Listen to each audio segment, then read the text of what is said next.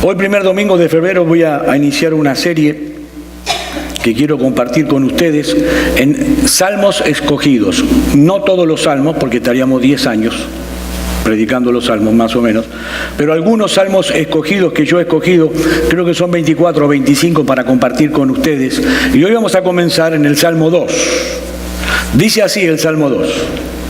¿Por qué se amotinan las gentes y los pueblos piensan cosas vanas?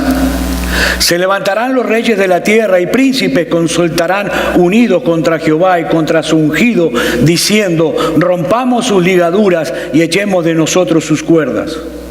El que mora en los cielos se reirá, el Señor se burlará de ellos. Luego hablará a ellos en su furor y los turbará con su ira. Pero yo he puesto mi rey sobre Sión, mi santo monte. Yo publicaré el decreto. Jehová me ha dicho: mi hijo eres tú, yo te engendré hoy. Pídeme y te daré por herencia las naciones y como posesión tuya los confines de la tierra. Los quebrantarás con vara de hierro, como vasija de alfarero los desmenuzarás. Ahora pues, oh reyes, sed prudentes, admitid amonestación, jueces de la tierra. Servid a Jehová con temor y alegraos con temblor. Honrad al Hijo para que no se enoje y perezcáis en el camino, pues se inflama de pronto su ira. Bienaventurados todos los que en Él confían. Nuestro Señor Jesucristo, aquellos que han leído los Evangelios, advirtió a sus discípulos en más de una ocasión que ellos serían aborrecidos por el mundo. Sin ir más lejos, el Sermón del Monte, recuerdan que predicamos el año pasado. ¿Cómo finaliza el Señor las bienaventuranzas en el capítulo 5 de Mateo? Bienaventurados sois cuando por mi causa os vituperen y os persigan y digan toda clase de mal contra vosotros, mintiendo. Ahora, usando la lógica, cualquiera podría pensar que estas personas que exhiban ese carácter descrito en las bienaventuranzas deberían recibir más bien alabanzas. Deberían ser exaltados, pero eso no es así. El solo hecho de estar asociado con Cristo es motivo suficiente para recibir rechazo y persecución. Y nos preguntamos, ¿por qué esa hostilidad? ¿Por qué ese aborrecimiento hacia Cristo y hacia los suyos? Bueno, el Señor Jesús respondió a esta pregunta en Juan capítulo 15, versículo 25. Pero esto es para que se cumpla la palabra que está escrita en su ley. Sin causa me aborrecieron. Sin causa. No hay nada malo en él que justifique esa actitud. Pero aún así le aborrecen. Y es precisamente acerca de ese aborrecimiento sin causa hacia el ungido de Dios que trata el Salmo 2 que yo acabo de leerles hace un minuto. Este salmo fue escrito por el rey David 1000 años antes de la encarnación de la segunda persona de la Trinidad, es decir, nuestro Señor Jesucristo. Y nosotros podemos ver este salmo, analizar este salmo como si se tratara de una obra de teatro de 4 actos.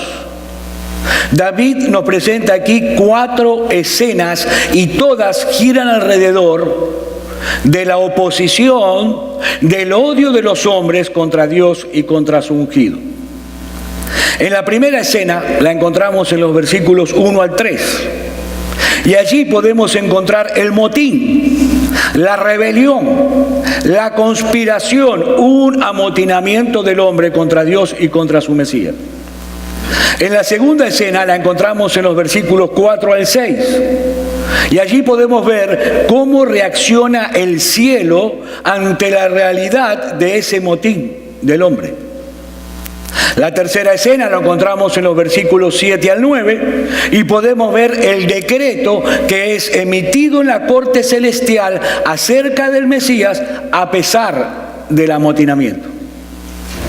Y en la última escena, la cuarta escena, los versículos 10 al 12, encontramos una advertencia, unas palabras de amonestación a los amotinados. Comencemos por el principio. Veamos entonces nuestra escena número 1, versículo 1 al 3. ¿Por qué se amotinan las gentes y los pueblos piensan cosas vanas? Se levantarán los reyes de la tierra y príncipes consultarán unidos contra Jehová y contra su ungido, diciendo: rompamos sus ligaduras y echemos de nosotros sus cuerdas. Esta escena, hermano, que David describe aquí, es la de un enorme campo de batalla donde están aglutinadas en un ejército gigantesco todas las naciones de la tierra, todas, contra un enemigo en común, Dios. El conflicto que David describe en esta escena es una conspiración contra Dios premeditada.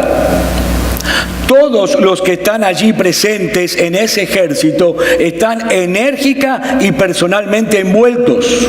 Allí no hay ningún soldado en calidad de mercenario. En esta guerra no hay nadie que haya sido llevado al campo de batalla por la fuerza o por la ignorancia. Todos los que están allí tomaron la firme determinación de estar allí, acariciando lo más profundo de sus corazones la idea de deshacerse de Dios, de borrarlo del universo.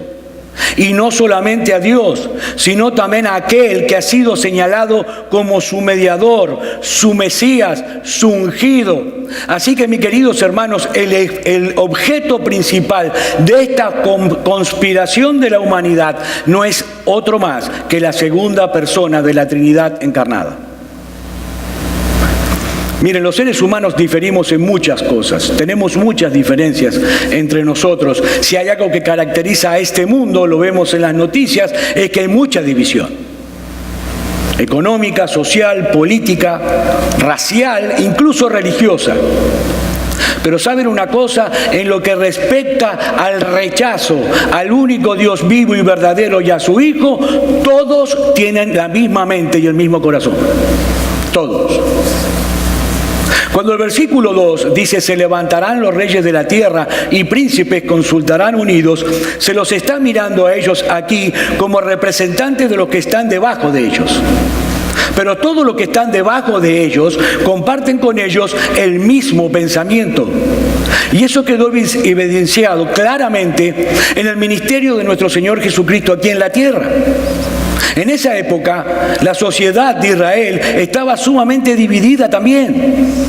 Los fariseos, los saduceos, los escribas, los sacerdotes, los gentiles, los judíos. Había una gran división, igual que hoy, pero ¿saben una cosa? Había algo en lo que todos estaban de acuerdo. Ese que clamaba ser el Cristo era una molestia para todos y había que quitarlo de medio como fuera. Borrar por completo la memoria del Hijo de Dios. Ellos encontraron en sus diferencias una causa común: declararle la guerra al Dios de los cielos. Y lamentablemente, mis queridos hermanos, eso ha sido así durante toda la historia de la humanidad. Toda.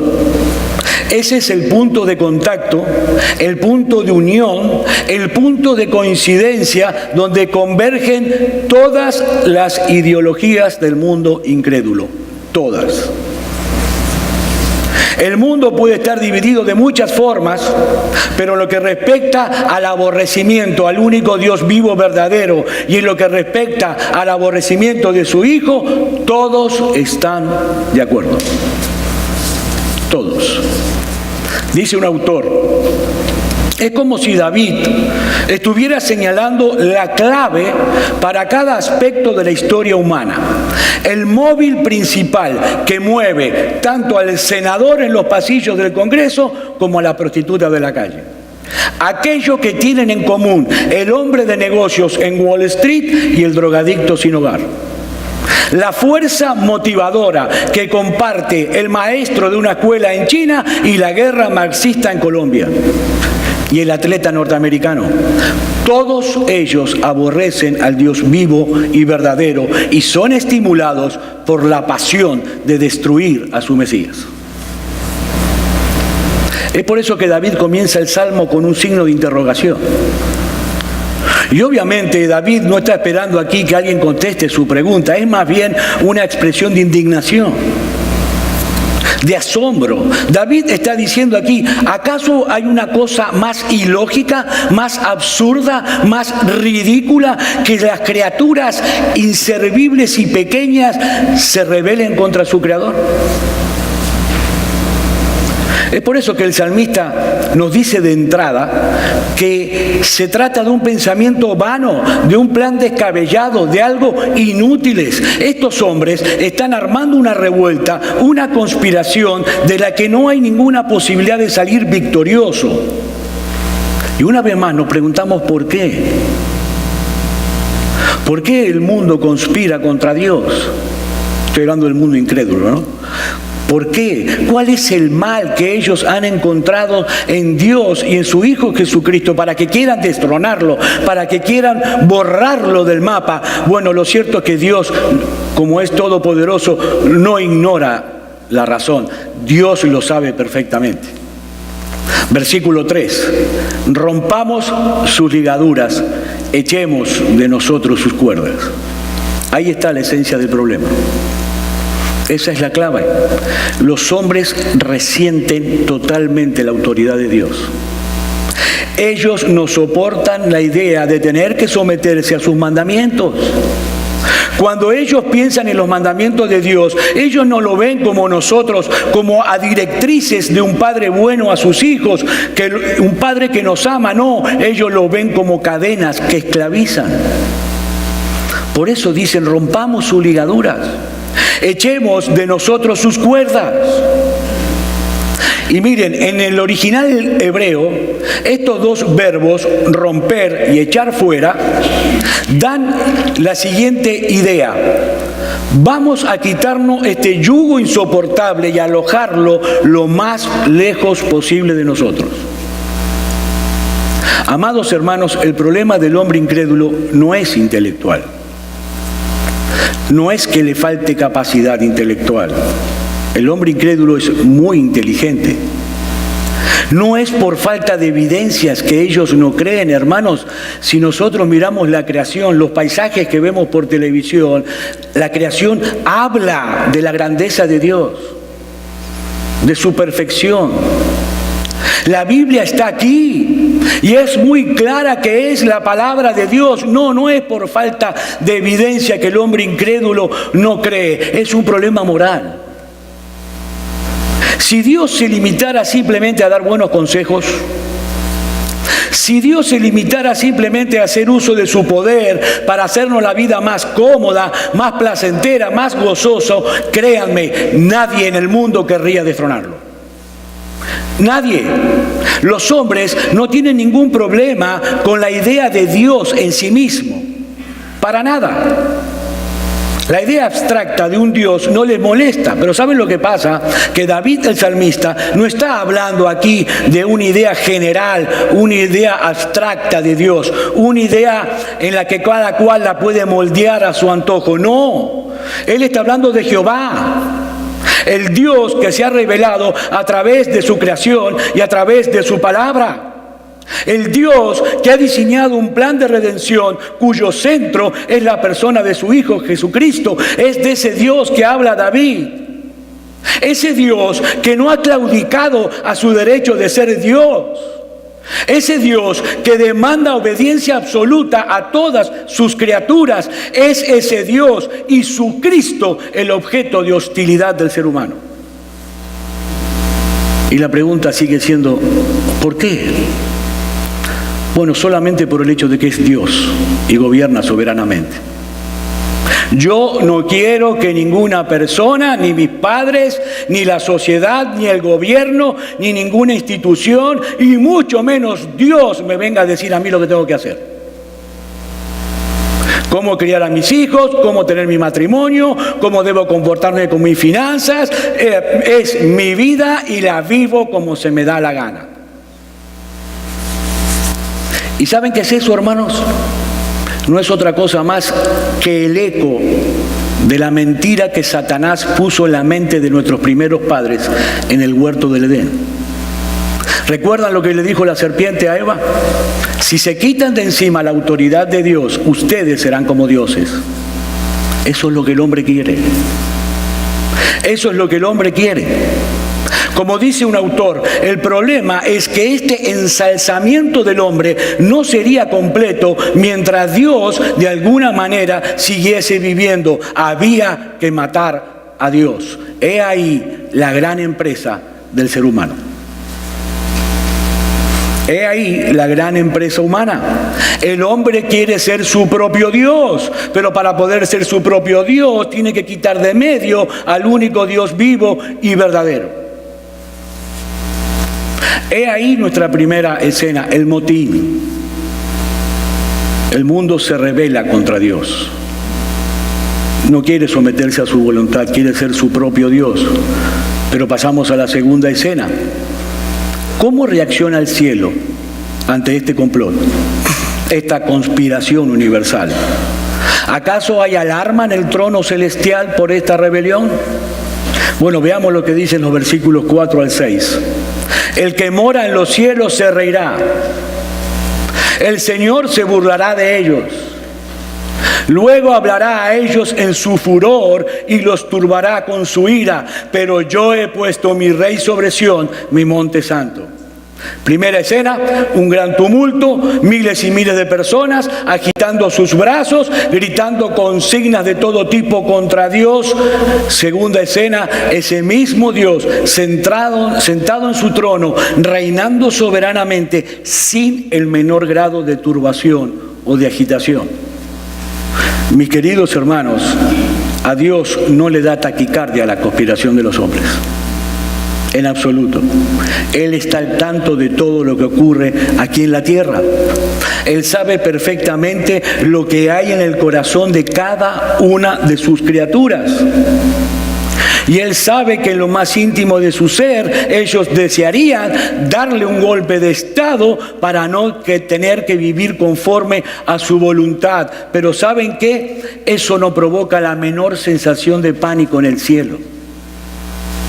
Se trata de una conspiración tan absurda, tan inútil, que lo único que provoca es la risa de Dios.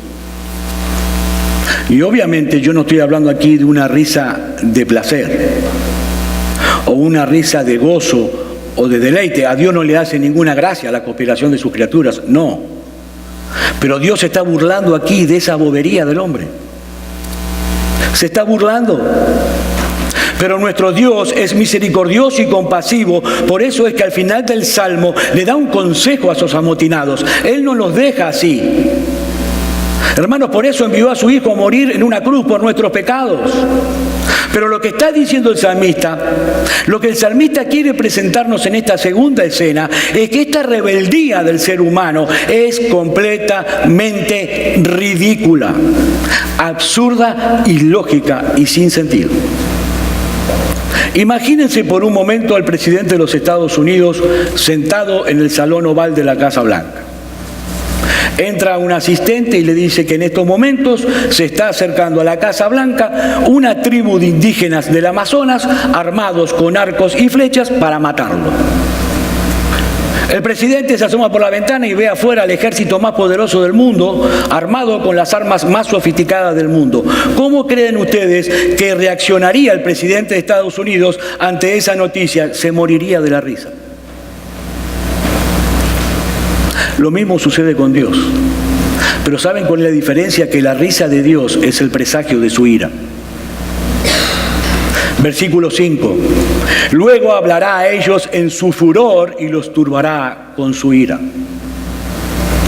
Y aquí quiero aclarar algo que ya he aclarado muchas veces, pero sirve aclararlo, porque uno escucha la palabra ira y se le paran los pelos. Cuando la Biblia habla de la ira de Dios, no se refiere a ese ataque de rabia ciega, descontrolada, que frecuentemente sufrimos nosotros. No, la Biblia no está hablando de eso. La Biblia habla de la indignación de Dios por el pecado de sus criaturas y al consecuente castigo que ese pecado merece. Eso es la ira de Dios. Y hay muchas personas que malinterpretan la paciencia de Dios. Muchos piensan que pueden tomarse a juego, a chiste, la santidad y la justicia del Todopoderoso. Amigo, déjame decirte algo para que te quede bien claro. El hecho de que Dios no castigue de inmediato tu pecado, es decir, en el mismo instante en que ese pecado es cometido, eso no significa que el hombre puede tener en poco su justicia y salir ileso. Nuestro Dios es paciente, por supuesto que sí. Él no quiere que ninguno perezca, sino que todos procedan al arrepentimiento. Pero, amigo mío, esa paciencia de Dios tiene un límite. Un límite que es conocido solamente por Él. Y créeme lo que te digo, cuando ese límite es traspasado, ya no queda más esperanza para el pecador. Amigo mío, Dios es Dios. Tu ira, tu rebelión, tu enojo contra Él no lo atemoriza en absoluto, pero te hace daño a ti. Te hace daño. ¿Qué le dijo Jesús a Pablo camino a Damasco? Hechos capítulo 9, versículos 4 y 5. Y cayendo a tierra oyó una voz que le decía: Saulo, Saulo, ¿por qué me persigues? Él dijo: ¿quién eres, Señor?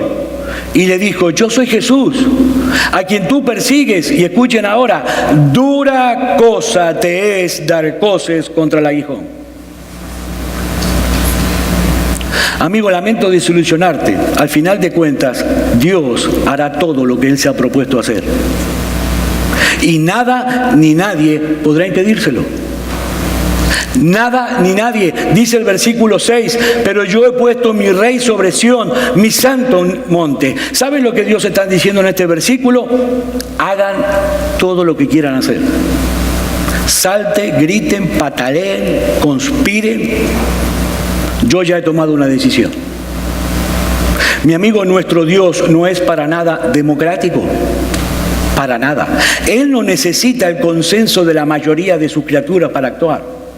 Él no necesita la mayoría del Congreso para poder actuar. No, es por eso que no tiene ninguna importancia. Es ridículo que los hombres se amotinen tratando de borrar de una vez por todas la memoria de su Hijo. ¿Saben por qué? Porque Dios, en el ejercicio pleno de sus facultades como Dios, ya constituyó a Cristo como Rey de Reyes y Señor de Señores. Por eso no cambian en absoluto las circunstancias. La humanidad entera puede oponerse a esa decisión y nada va a cambiar. Como dijo el apóstol Pedro en su primer mensaje en Hechos capítulo 2, versículo 36. Sepa pues ciertísimamente toda la casa de Israel que a este Jesús, a quien vosotros crucificasteis, Dios le ha hecho Señor y Cristo. Ya Dios lo ha hecho Señor y Cristo. No importa lo que la humanidad piense, no importa lo que la humanidad opine, no importa lo que la humanidad haga y deshaga. El Dios soberano ya lo decretó. Es una conspiración inútil. ¿Qué dice el apóstol Pablo en Filipenses capítulo 2, versículo 9 al 11? Por lo cual Dios también lo exaltó hasta lo sumo y le dio un nombre que es sobre todo nombre, para que en el nombre de Jesús se doble toda rodilla de los que están en los cielos y en la tierra y debajo de la tierra, y toda lengua confiese que Jesucristo es el Señor, para gloria de Dios Padre. Mis queridos hermanos, escúcheme bien. No importa qué tan alto levanten la voz los conspiradores. En los medios de comunicación, que lo vemos todos los días. En las universidades, una vez hablaba con un muchacho cristiano que había comenzado la Universidad de Miami y estaba aterrado porque la primera clase que fue, entró el profesor de filosofía y le dijo: levanten la mano los que son cristianos. Él y 4 más levantaron la mano y el profesor dijo: aquí Dios está muerto. Aquí no existe. No importa cuánto levanten la voz, hermanos, en el gobierno.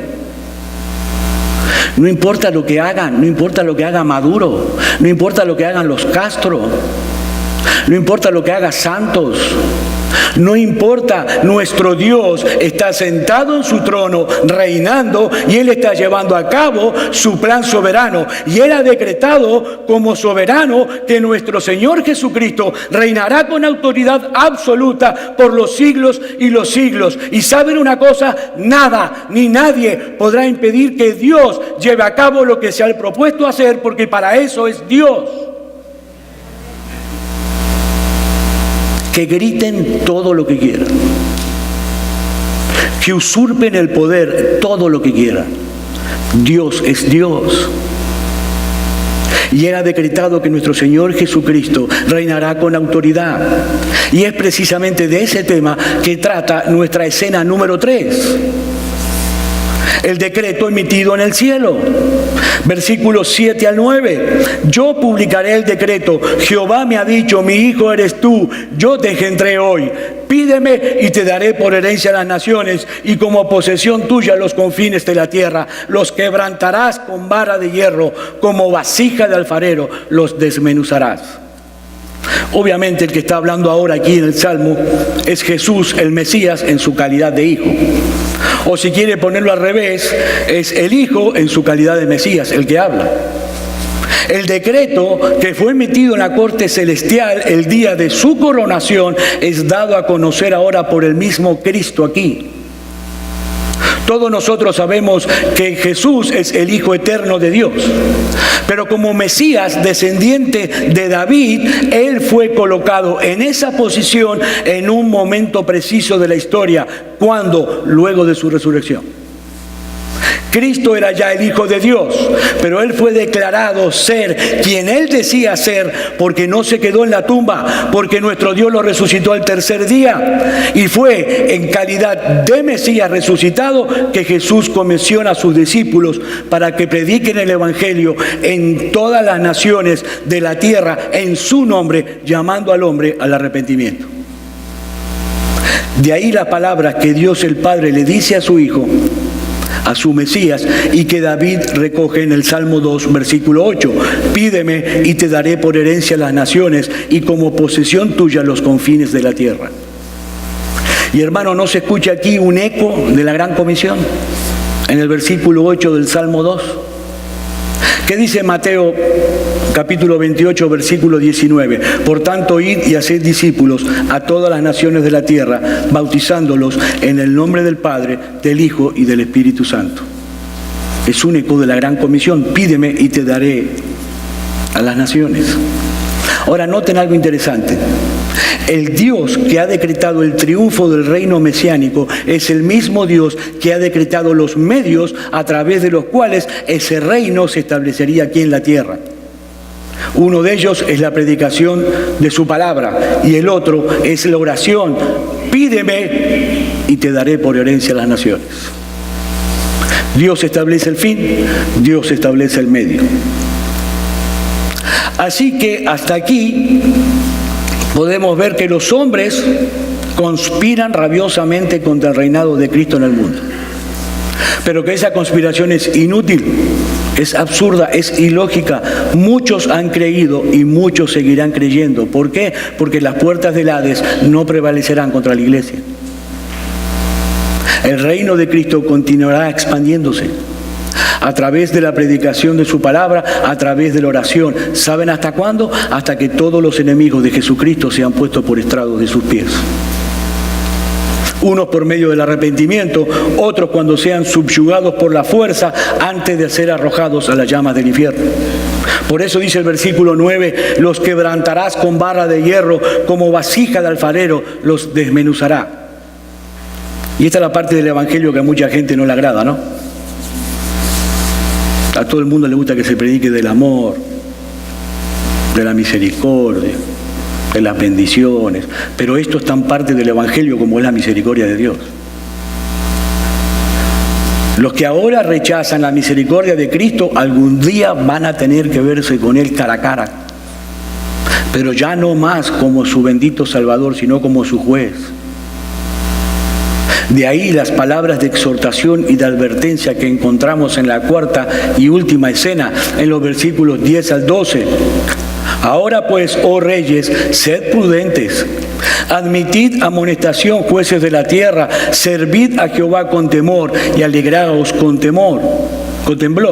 Honrad al Hijo para que no se enoje y perezcáis en el camino, pues se inflama de pronto su ira. Bienaventurados todos los que en Él confían. Estas palabras van dirigidas a los que están en autoridad, pero están dirigidas a ellos como representantes de todos aquellos que se han sumado a esta gran conspiración de la que hablábamos. Dado de que no hay forma de que puedan tener éxito en esa empresa tan absurda, el salmista lo llama aquí a pensar con sensatez. Y lo único sensato que pueden hacer es deponer su rebeldía y someterse humildemente a la voluntad de Dios, sometiéndose a su vez a la autoridad de su Hijo. Esta expresión que figura en el versículo 12, honrad al Hijo, es muy descriptiva, porque en el hebreo literal es besad al Hijo. Besad al Hijo. Y esa era una manifestación de sumisión, pero al mismo tiempo de amor de los súbditos a su rey. Lo que está diciendo es: besad al Hijo, reconozcan que Él es el rey y sométanse humildemente y amantemente a su autoridad. Pero ahora noten algo importante. El Salmo concluye con una bienaventuranza para todos los que hagan eso. Una bienaventuranza. Un autor dice lo siguiente: lo que el temor y el orgullo interpretan como esclavitud en el versículo 3, rompamos sus ligaduras y echemos fuera de nosotros sus cuerdas, en realidad resulta ser seguridad y felicidad. Mi querido amigo, no hay nada más bueno para el hombre que ser siervo de Dios.